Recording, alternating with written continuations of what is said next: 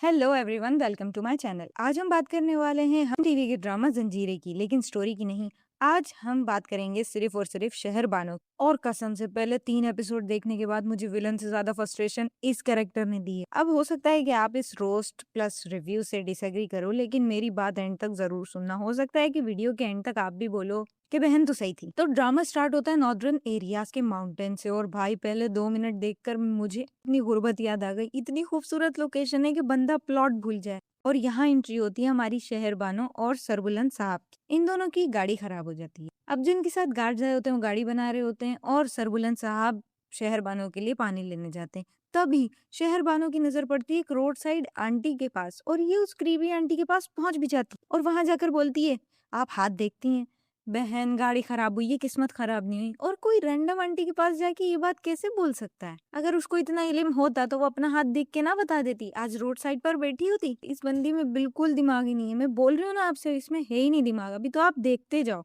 Aunty इसको एक creepy सा रिप्लाई देती है, उसके बावजूद भी ये हाथ आगे कर देती है। आंटी इसको बड़े अजीब क्रीपी लुक्स देती है, अजीब बातें करती है, और वहां से इसको सरबुलंद बचा कर लेकर आता है। सरबुलंद इसको गाड़ी में लाता है। सरबुलंद को गुस्सा तो आता, लेकिन यार क्योंकि ये बंदा ग्रीन फ्लैग है तो सरबुलंद उससे बोलता है, is everything okay? Which is she replied, मैं आपके बगैर नहीं रह सकती। और सरबुलंद का लिटरली रिएक्शन ये था, बहन उसने सीधा सवाल पूछा है, सीधा जवाब दे दे। हर चीज को इतना कॉम्प्लिकेटेड क्यों करती? शहरबानो की अपनी कोई पर्सनालिटी ही नहीं है। उसकी पूरी पर्सनालिटी का पासवर्ड ही सरबुलंद है। सरबुलंद को क्या पसंद है, सरबुलंद को क्या नहीं पसंद, सरबुलंद क्या खाता है, सरबुलंद कब आएगा। इस बहन को सरबुलंद के आने से पहले उसकी वाइब्स आ जाती हैं, क्योंकि कुछ काम धंधा तो इसको है ही नहीं, तो पहाड़ों में बैठ के टेलीपैथी होगा ना इसको। बहन का फेवरेट कलर क्या है वो खुद इसको भी नहीं पता, लेकिन सरबुलंद चाय कौन से कप में पीता है ये पूरे गांव को पता है, क्योंकि चीख चीख के इसी ने सबको बताया। बहन का भी बैठ के अपनी भी आइडेंटिटी बना लो। इंसान रिलेशनशिप में होता है, रिलेशनशिप ही इंसान नहीं होता। अब ये जो आप मासी देख रहे हो ना, ये भाई ये मासी इसको आकर बोलती है, इतनी मोहब्बत है आप दोनों की। भाई फिल्मी जोड़ी। सच में बहन जोड़ी तो जब होती है ना, जब दोनों लोग इक्वल होते हैं। यहाँ सरबुलंद मेन कैरेक्टर है और शहरबानो उसका अनपेड फैन क्लब, जिसके बारे में सरबुलंद को फर्क ही नहीं पड़ता कि वो एग्जिस्ट भी करता है। जब सरबुलंद घर आता है और वो शहरबानो से फाइनली अकेले मिलता है, तो उस टाइम मुझे कंफर्म हो गया कि भाई शहरबानो की कोई पर्सनैलिटी ही नहीं है। इस मैडम की अपनी कोई हॉबी नहीं है, कोई एम्बिशन नहीं है, कोई फ्यूचर प्लान नहीं है। बस हर दूसरी बात में सरबुलंद सरबुलंद सरबुलंद। फिर सरबुलंद भाई बॉम्ब गिरा देते हैं कि मैं अमेरिका जा रहा हूँ। मैंने सोचा यार ये इसको कन्फ्रंट करेगी, कोई सवाल पूछेगी कि हमारी शादी का क्या होगा, लॉन्ग डिस्टेंस में कैसे रहेंगे, आप मेरे मंगेतर हैं, अमेरिकन टाइम जोन्स डिफरेंट होते हैं, हम अगर 1 घंटे भी दिन में अगर ये बात भी करते हो या खैर खैरियत लेते हैं, जो कि ये लेते हैं, तो हम कैसे करेंगे, फ्यूचर का क्या प्लान है, मेरा क्या होगा, ब्ला ब्ला। लेकिन नहीं, मैडम बस इमोशनल हो जाती है। बहन क्वेश्चंस भी तो कोई चीज होती है, रिलेशनशिप सिर्फ आंखों में देखने से नहीं चलता, प्लानिंग भी करनी पड़ती है। सर बुलंद भाई बड़ा ग्रीन फ्लैग बंदा है। वो इसको बोलता है कि मैं मास्टर्स करने जा रहा हूँ, अब तुम भी मास्टर्स करो, तुम जाओ शहर शहर जाके पढ़ो, लोगों को देखो, जानो कि इस हवेली के अलावा भी दुनिया एग्जिस्ट करती है। जो बहुत अच्छी बात है कि भाई उसने ये स्टेप लिया। कम से कम किसी ने तो लड़की की एजुकेशन की बात की। लेकिन असली प्लॉट ट्विस्ट सुनो। जैसे ही सरबुलंद बोलता, मैडम फॉरन रेडी। बहन तुम खुद भी तो डिसाइड कर सकती थी।